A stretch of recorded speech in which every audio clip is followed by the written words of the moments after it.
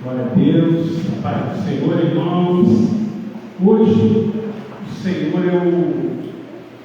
essa semana a gente viu o hábito, né, de ver sempre aquelas reflexões que tem no Instagram de um minutinho e tal. E essa semana teve uma que falou muito alto no meu coração, que era justamente ali em Romanos 12, capítulo 12. Nós vamos ler alguns versos a partir.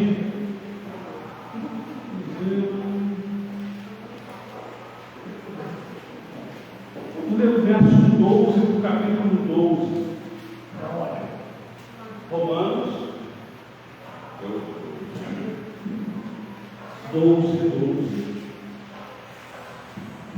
Carta de Paulo aos Romanos é uma carta que fala de modo profundo até o capítulo 11.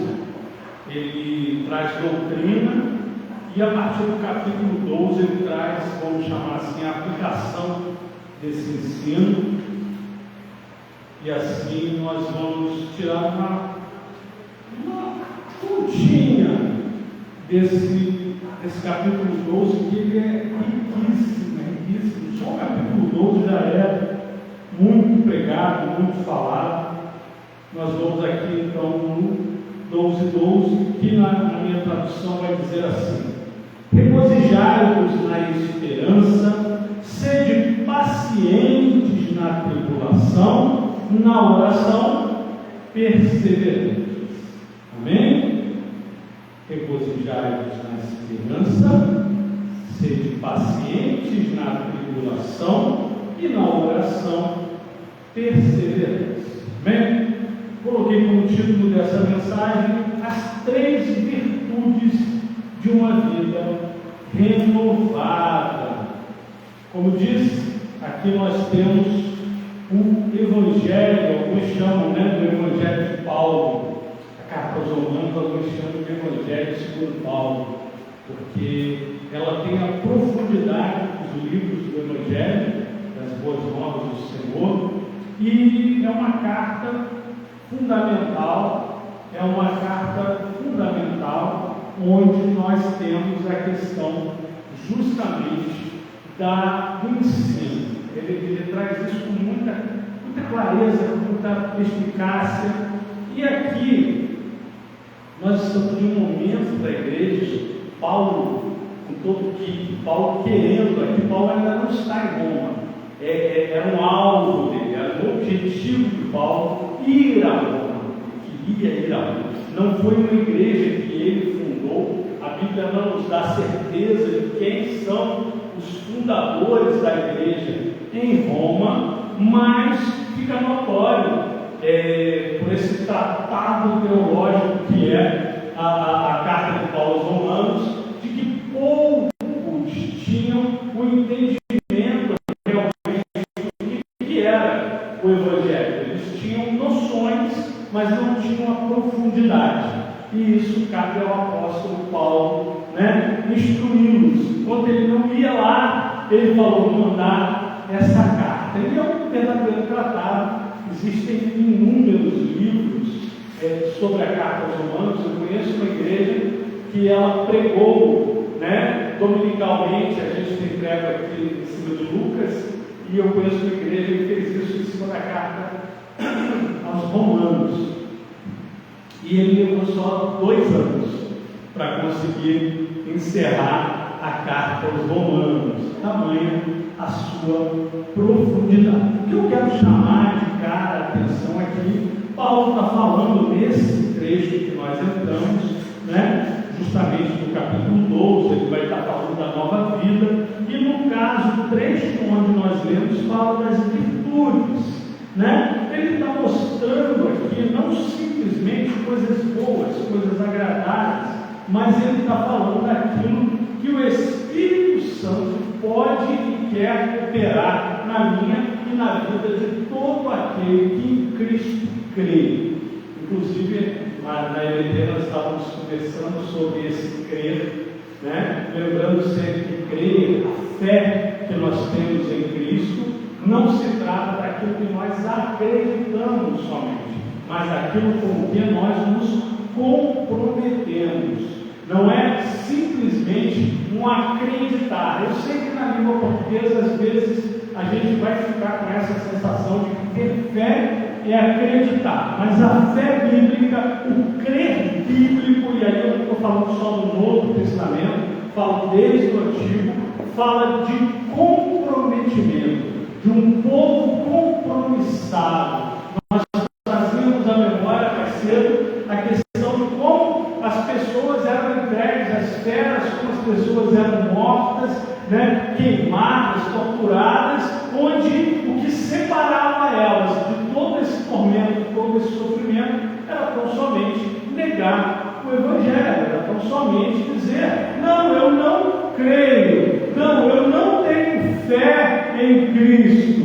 Bastava isso e os tormentos do tempo presente teriam sido extintos, mas não é o que a história nos mostra, os livros de história, o registro histórico nos mostra que os cristãos, na sua grande maioria, eram entregues, como a gente hoje costuma dizer, a própria sorte, eles se entregavam e eram mortos de forma terrível, em perseguição, em maus tratos, tortura, mas todos convictos daquilo. E nós entendemos que isso não se dá porque nós somos muito fortes, ou muito sábios, ou pessoas muito fiéis, mas porque há um Espírito Santo operando na vida daqueles que nasceram novamente, daqueles que se entregaram a Cristo e verdadeiramente se tornaram novas criaturas. O Senhor Jesus, Ele é quem fez isso por nós. E nós estamos vendo, quando eu coloco assim, 3 virtudes de uma vida renovada, apontando mais uma vez para a igreja em Roma, onde, pode dizer, já era uma igreja, mas uma igreja, Paulo está escrevendo para os que teoricamente já creem, ele está escrevendo para aqueles que teoricamente já nasceram de novo.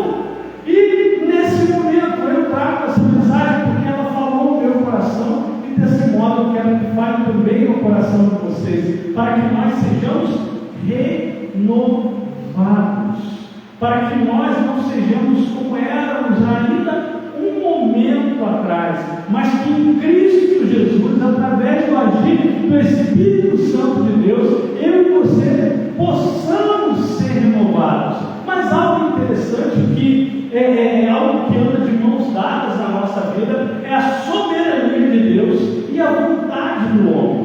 Nós temos de caminhar em acordo com a soberania do Senhor para desfrutarmos do melhor de Deus. Que se nós comeríamos do melhor dessa terra, nós desfrutaríamos do melhor desta terra.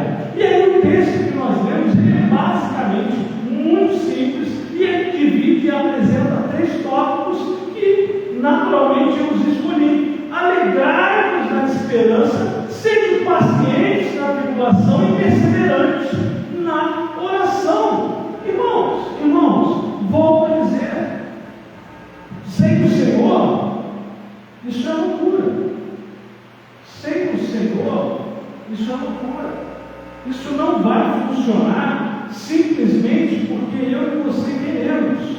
A base disso que vai ser dito agora é justamente o estar em Cristo Jesus, nosso Senhor, aquele que tem o domínio sobre a minha e a vida de todo aquele que nele crê. Quando ele começa logo falando, alegrai-vos na esperança, nós lemos aqui até regozijai-vos, que são sinônimos, tá? Ter regozijo, ter alegria, desfrutar, isso é a base justamente da alegria. Quando ele fala que alegrar-nos na esperança, e aí eu já vi, e muita gente vai trazendo, talvez de modo muito natural, para a esperança de momentos melhores, dias melhores. maiores, coisas melhores. O nosso momento secular, nossa vida no dia a dia, né? Vamos nos alegrar naquilo que estamos esperando. A base da esperança aqui, né, poderia ser vista como uma fé, mas ela naturalmente aqui dentro do texto, ela aponta para a pessoa do Senhor Jesus. Nós nos alegramos no Senhor Jesus. Ele é a razão da nossa esperança. Não porque nós vamos colher nesse tempo presente algo incrível, mas porque nas mãos do Senhor, nas mãos daquele que nós sabemos e quem temos crido, nós já sabemos o desfecho da nossa história. Não importam as circunstâncias, não importa o momento, porque tudo isso, diz a Bíblia, tudo isso é passageiro. A Bíblia vai dizer que a nossa vida é como um vapor, que ora se vem e logo esvanece, ora desaparece. Então, às vezes, nossos olhos estão muito focados, né, nas circunstâncias do momento, mas nós precisamos entender que a nossa alegria não está e não deve jamais estar nas coisas do tempo presente. Paulo, né, na carta aos Filipenses, muito conhecido lá no capítulo 4, verso 4, alegrai-vos. Mais uma vez nos digo, alegrai-vos.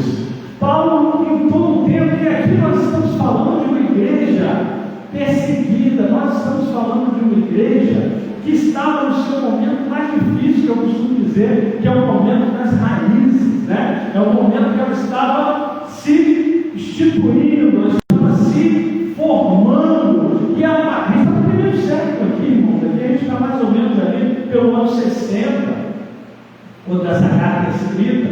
Então aqui nós temos todo momento de dificuldade, de risco de vida, onde os cristãos estavam aflitos, ou seja, aquilo que poderia estar sendo alegria estava sendo substituído pelo medo.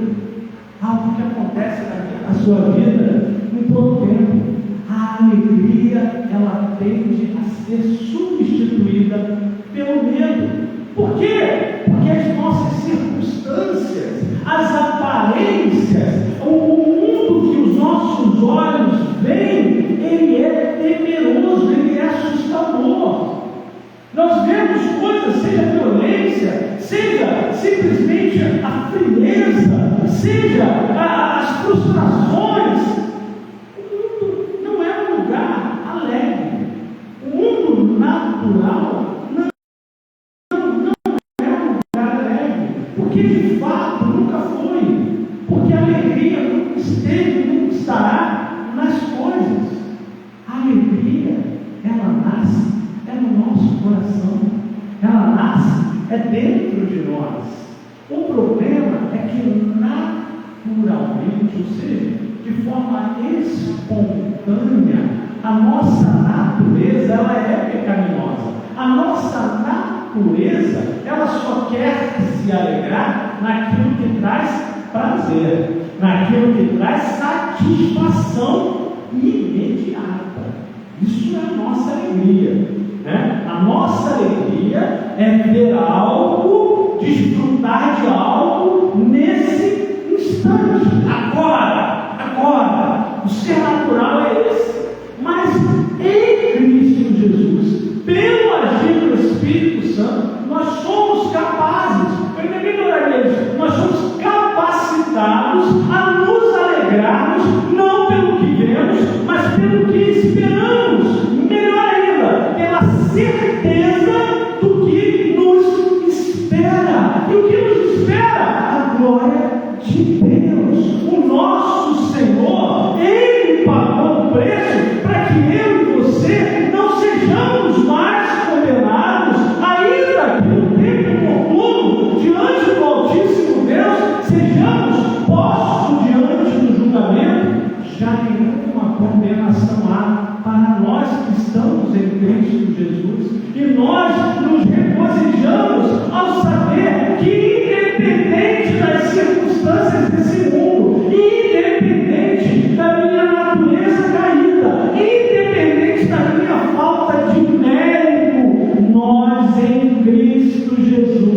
temos salvação.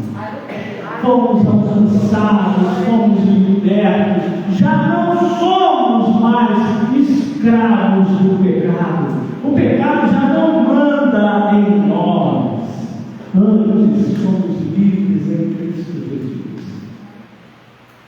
O medo, muitas das vezes, soterra, né? Ele tenta jogar a nossa alegria para longe, mas algo que muitas das vezes vai ser justamente a nossa falta de alegria. Não são os medos, não são nem mesmo as nossas percepções, mas justamente as tribulações, as dificuldades, as lutas, que não são poucas, irmãos.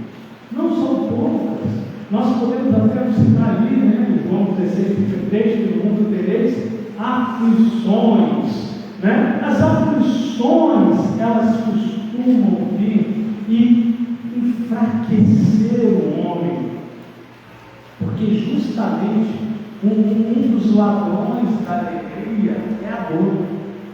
É isso? A tribulação fala de dor. A tribulação fala quando você está com um problema, seja toda sorte de problema. E eu digo, por exemplo, um evento inesperado que aconteceu, ou uma situação de saúde que já perdura ao longo do tempo, ou mesmo uma questão financeira que a pessoa se colocou e hoje ela se vê como que enredada naquela situação que parece que nunca vai acabar, né? Isso tira, né? E fica difícil ter a nossa alegria, mas nesse caso, a palavra vai dizer: sede pacientes. Paciente aqui é no sentido de resiliente. Suportai, mas você só vai ser capaz de suportar, você só vai conseguir suportar se você já conseguiu a alegria do Senhor. Porque com tristeza, com dor no coração, com medo, você não vai ter paciência, você não vai ser resiliente, você não vai ser capaz de prosseguir em meio à luta, em meio à dificuldade, porque lhe escapa um motivo de continuar. Nós lembramos, eu via há algum tempo atrás a história de pessoas que fugindo de algum, não vou lembrar exatamente o país, mas ali na região árabe, né, região desértica, região muito complicada, pessoas que para fugir de seus países, de situações terríveis, né, eles tinham de atravessar o deserto.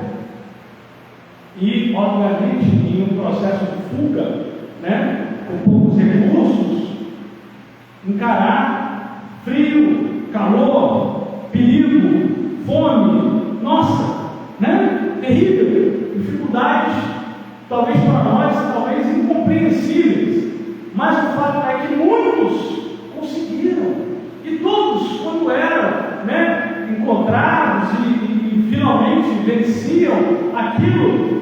Como você conseguiu? Como é que você prosseguiu no meio dessa dificuldade toda? Porque eu tinha um sonho, eu tinha uma esperança, eu tinha um alvo, eu tinha um objetivo, e isso me nutriu, isso me fortaleceu, isso me deu forças para ir adiante, mesmo quando meu corpo dizia para parar, mesmo quando minha cabeça parecia que já não conseguia mais, mas eu lembrava daquilo que eu prosseguia.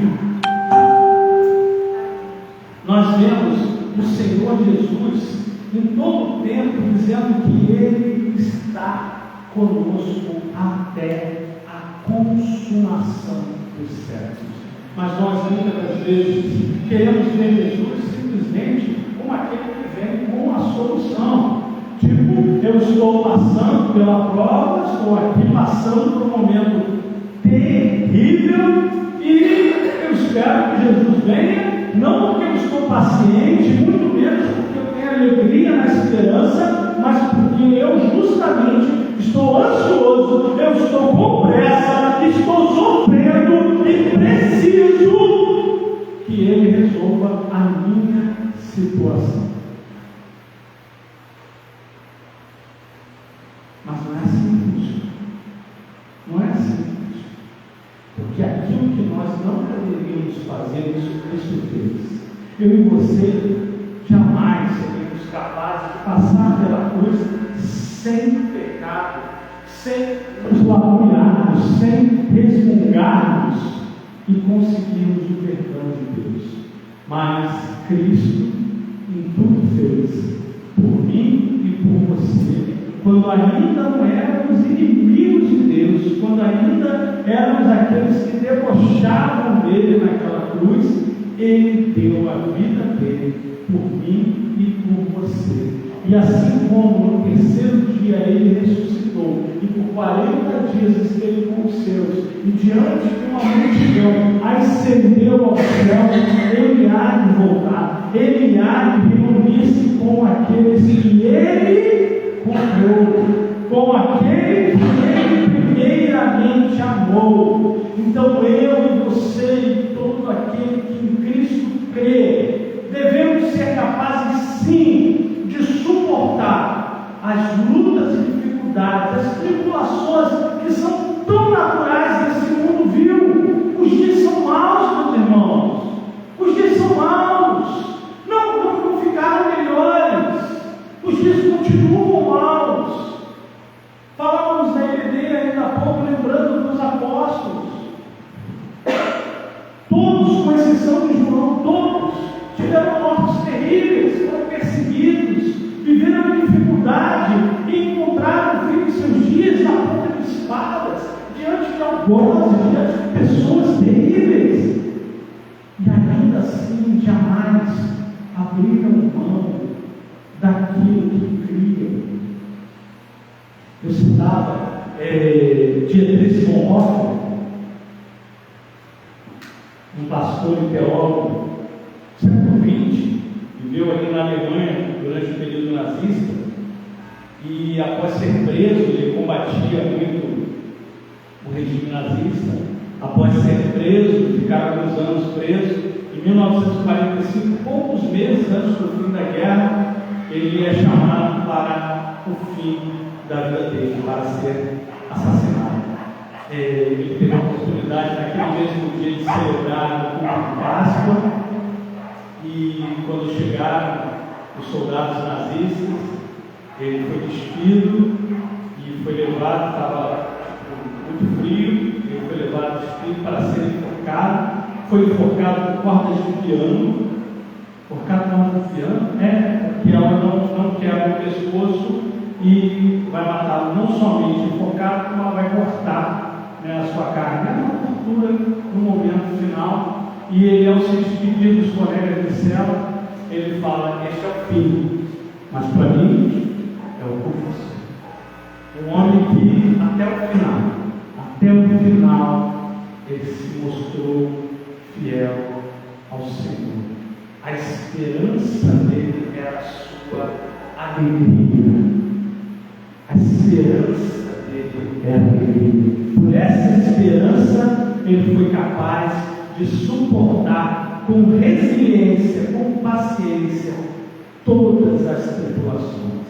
Mas aí tem uma chave. Mas aí tem uma chavezinha que tem que ser virada para que eu e você possamos ter alegria na esperança, para que eu e você possamos ser pacientes, resilientes na tribulação, que é a perseverança na oração. Curiosamente, o homem natural, o homem pecador, o homem decaído, ele tende a esquecer, a negligenciar a oração. A oração se torna o momento de menor importância no nosso dia a dia, onde na verdade deveria ser o contrário.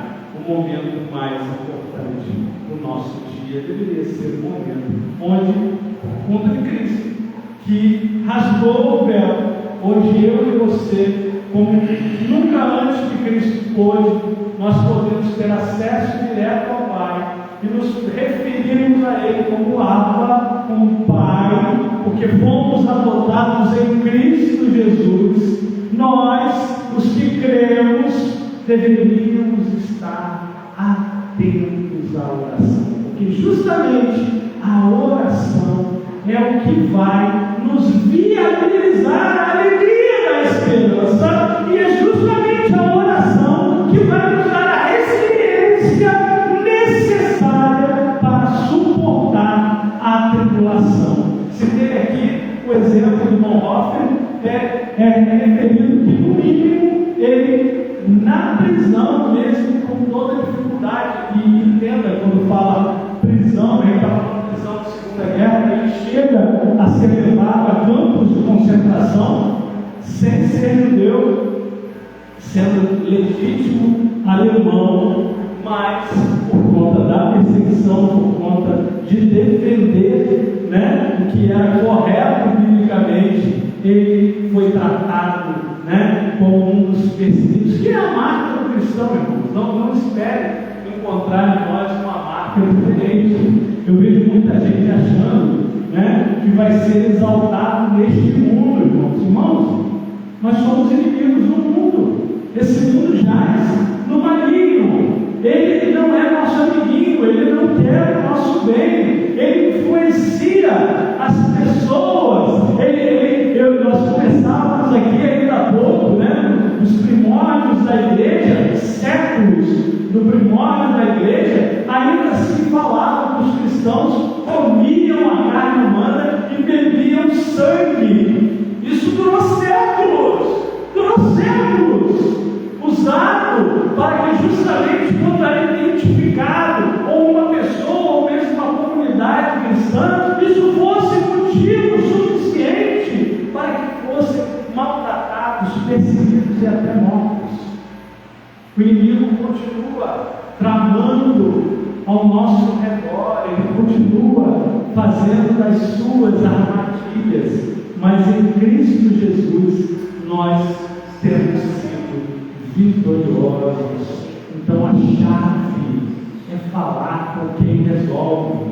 A chave não é ficarmos esperando em nós mesmos que nós vamos conseguir mudar a nossa cabeça de medo para alegria, ou que nós vamos encontrar forças em nós mesmos para sermos resilientes o bastante para suportar toda uma tribulação. Tribulação é dor, é sofrimento. Nós, por nós mesmos, nada temos, nada podemos, mas em Cristo Jesus, irmãos, nós somos mais do que vencedores. Nele, a nossa fraqueza é a base para que o poder do Altíssimo se aprimore em nós.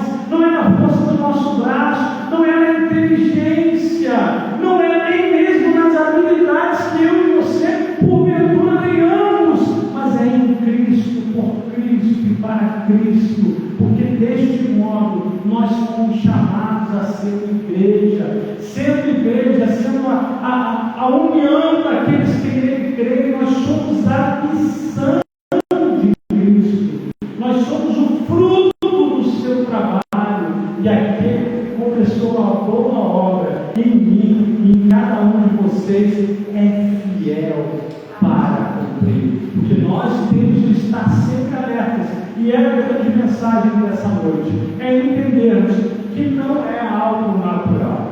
Não espere, tem muitas pessoas esperando o Espírito Santo quase que pegar ela pelo pescoço e dar uma sacudida e falar: não vai mudar não?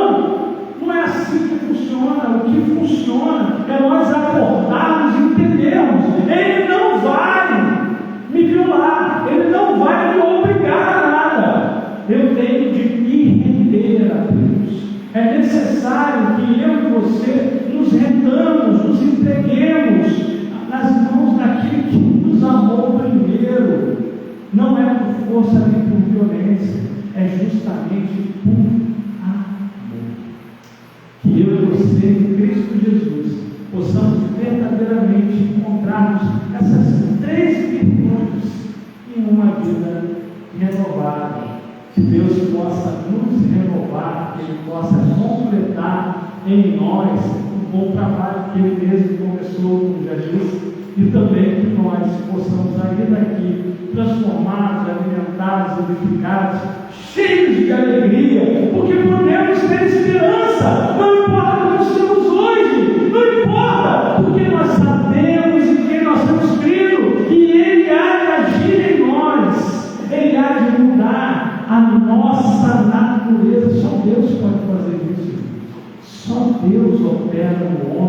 de tal modo que ele deixa de ser quem ele era. Ele deixa de ser velha criatura e se torna filho de Deus. Ele se torna projeto de Deus. Então, que eu e você possamos nessa noite sairmos daqui na certeza de que com oração, a alegria e a tribulação vencida estarão conosco, porque a alegria do Senhor é a nossa força. Amém? Que o Senhor Jesus possa completar essa palavra em nossas vidas. Eu agradeço quem estiver assistindo, nós vamos estar encerrando agora a transmissão. Lembrando que nós hoje ainda vamos orar